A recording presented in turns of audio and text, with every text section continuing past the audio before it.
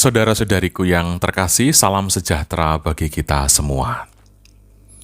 Sakit dan penderitaan adalah sesuatu yang tentu kita tidak inginkan. Tetapi nyatanya sakit dan penderitaan tidak bisa terpisahkan dari hidup kita sebagai manusia. Ada yang tampak sedemikian sehat, tetapi tiba-tiba stroke.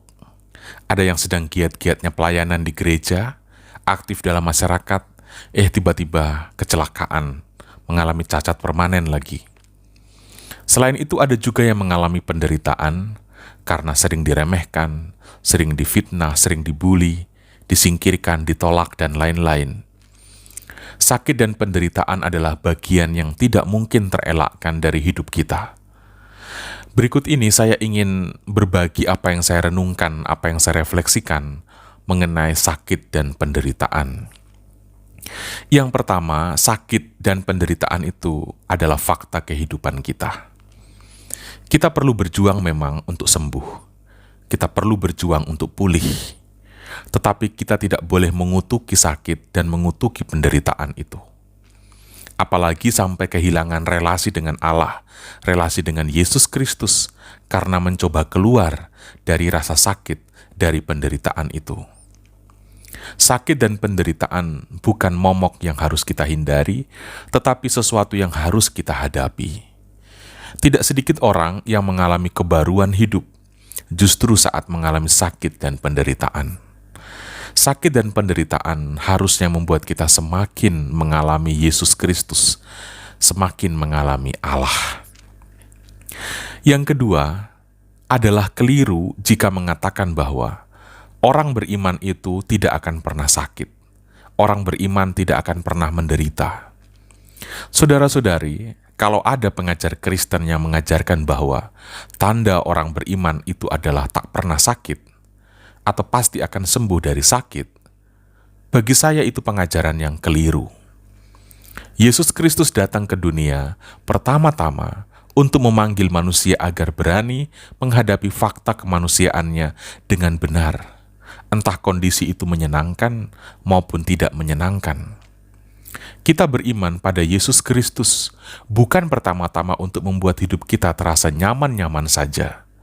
Kita beriman pada Yesus bukan untuk pilih-pilih kondisi hidup. Inilah yang sering saya katakan dalam banyak permenungan saya. Yesus sebenarnya hendak menunjukkan bahwa beriman itu pertama-tama bukan tentang mengubah keadaan, melainkan untuk berbuah dalam setiap keadaan. Orang yang beriman adalah orang yang berbuah di saat sakit maupun sehat.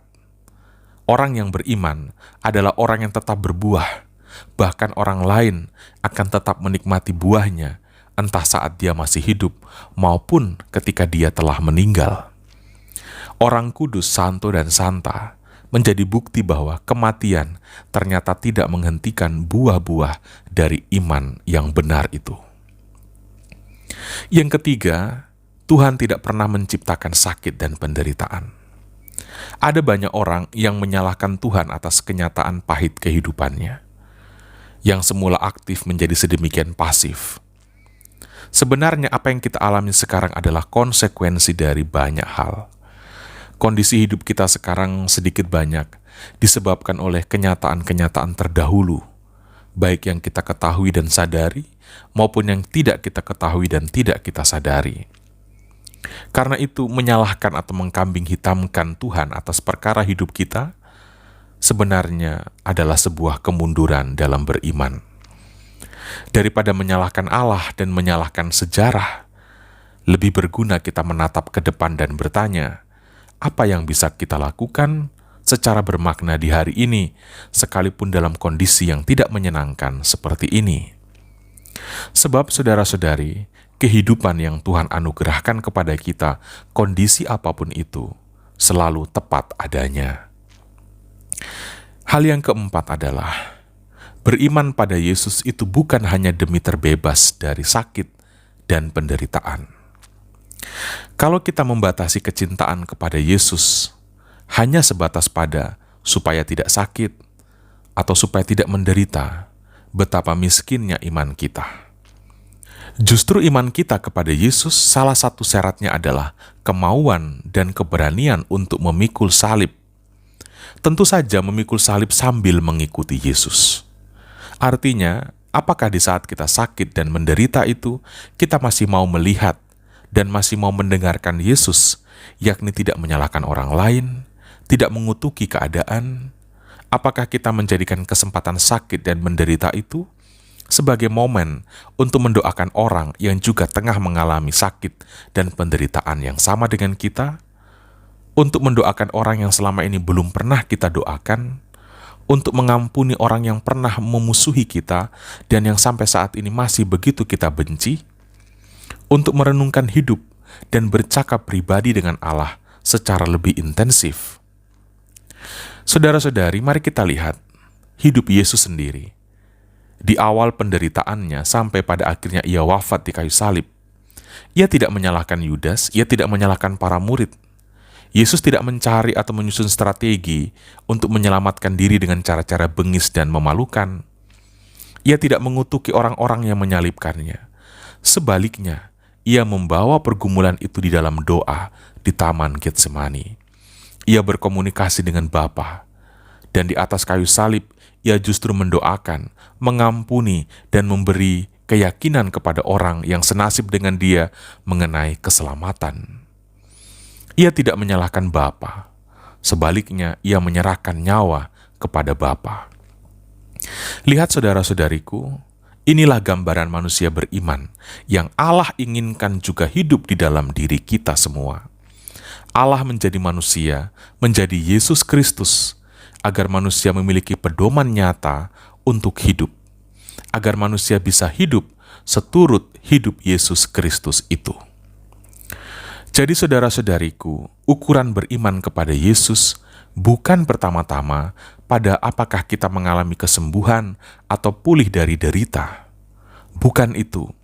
Ukuran iman kita kepada Yesus adalah pada apakah di saat kita mengalami sakit dan penderitaan, kita tetap mampu berpikir, kita tetap mampu bertutur kata, dan kita tetap mampu bersikap seperti Yesus Kristus yang juga mengalami sakit dan penderitaan bahkan sampai kepada kematian. Jika kita menjalani sakit dan penderitaan kita seperti dulu Yesus menjalani sakit dan penderitaannya, inilah iman yang sejati itu, yang jauh lebih luar biasa dari sekedar mencari kesembuhan secara fisik. Inilah maknanya kita menyatukan sakit dan penderitaan kita di dalam Yesus Kristus. Bahkan kalaupun kita tiba pada kematian, maka kematian itu pun akan menjadi persembahan sejati bagi Allah, bagi Bapa. Karena kita mengakhiri hidup kita di dalam kesatuan dengan Yesus Kristus. Demikianlah saudara-saudari, beberapa butir permenungan saya mengenai sakit dan penderitaan. Semoga kita semua tetap setia di dalam jalan kemuritan ini. Tuhan Yesus memberkati kita semua.